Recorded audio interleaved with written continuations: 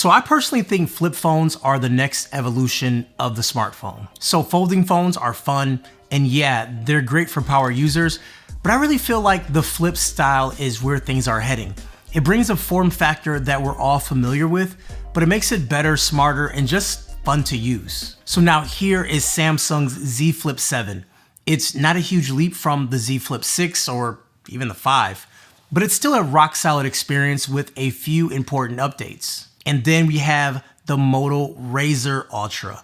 This one's leaning hard into AI this year, bringing fun colors, bold materials, and arguably the best outer display in the game. Let's break down both of these and figure out which flip phone actually gets it right in 2025. So let's talk design, because when it comes to flip phones, the form factor, in my opinion, is the ultimate experience. The Z Flip7 is a master class in refinement. At just 6.5 millimeters thin, wide open, and 188 grams, it's noticeably lighter and more compact in the hand compared to the RAZR Ultra. Samsung is using their Armor aluminum frame again, paired with Gorilla Glass Victus 2 on the outside, and an updated flex hinge that finally folds completely flat. That hinge is a big deal. It eliminates the wedge shape when it's closed, and it makes the phone feel much more solid. The RAZR Ultra, on the other hand, is going in a different direction. It's a bit thicker and heavier, but you immediately notice the difference in aesthetics. Instead of just being sleek, it's expressive. There's vegan leather option that adds grips and soft touch, while there's other color options too that are very bold, like the Pantone Viva Magenta and this one right here, which is like an actual wood texture. And I won't say Moto is making these phones for influencers, but they are trying to make their phones cool for that segment by new colors and collaborations and all that stuff. When I went to the press conference, they even invited influencers like fashion people to come and check out the phone. But there's more to it than just looks. Now, speaking of opening it up, I do say the Z Flip7, you can actually open with one hand a little bit better. I'm able to kind of get it open, and even though it's a little stiffer once it gets open, you're able to do it. Whereas the Moto RAZR Ultra, I have a hard time getting it open with one hand, but once it starts to open, it does open all the way up a little bit easier.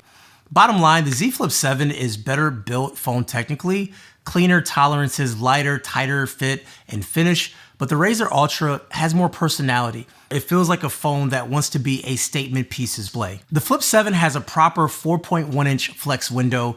It's bigger than last year, it's brighter, and it supports a slightly more useful set of widgets. But that's the key point, it still doesn't give you full Android access by default. Now, you can run some apps like YouTube, Messages, and Maps, but only if they're whitelisted, and there's still no auto rotate. So if you want the real deal, you have to dive into Samsung's Good Lock app and set it up manually, which isn't straightforward for a lot of people. It's still kind of a workaround. Moto RAZR Ultra gives you full Android on the 4-inch P OLED outer screen. You have full keyboard input, gesture navigation. Basically everything you want to do on the main screen, you can do right here without opening the phone. I am now relying on the outer screen for quick replies, turn-by-turn directions, and even social media scrolls.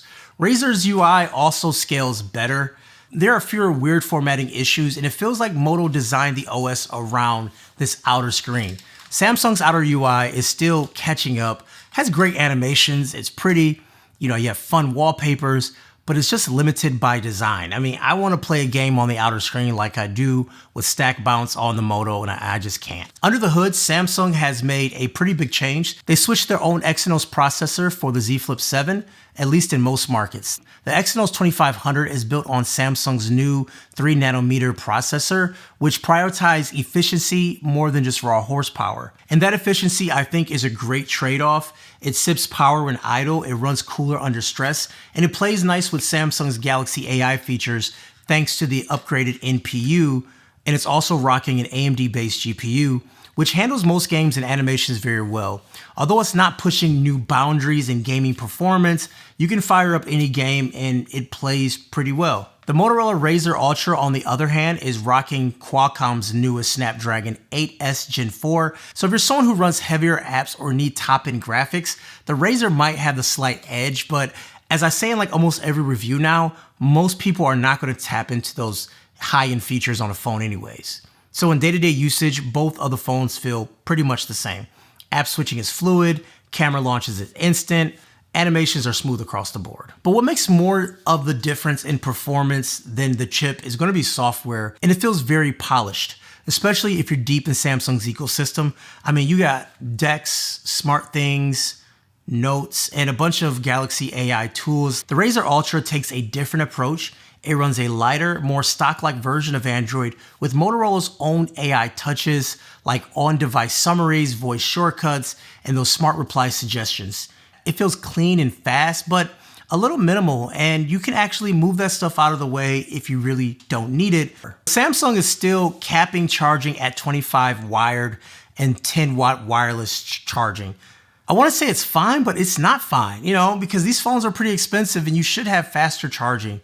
So yeah, Motorola, on the other hand, actually impressed me a lot. It packs a 4700 milliamp battery, and it's the biggest we've ever seen in a flip, and it supports 68 watt wired charging and 30 watt wireless. That means a 10-minute top-up charge, you can get to 50%.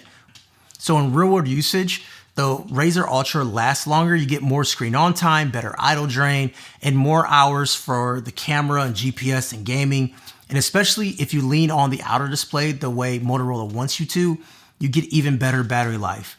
The Flip 7 does fine, especially if you're not pushing it too hard, but once you start opening the screen more because you're gonna have to, then the battery will start to drain a little bit faster.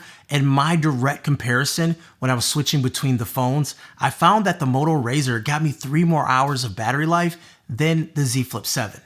So while both are better than last year, the Moto RAZR is clearly the better phone when it comes to battery life.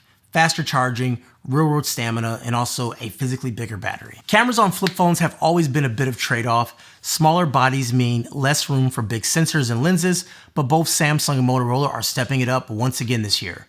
Z Flip 7 keeps a familiar setup, a 50 megapixel main sensor and a 12 megapixel ultra-wide. But what's actually new is Samsung is using something called Pro Visual Engine.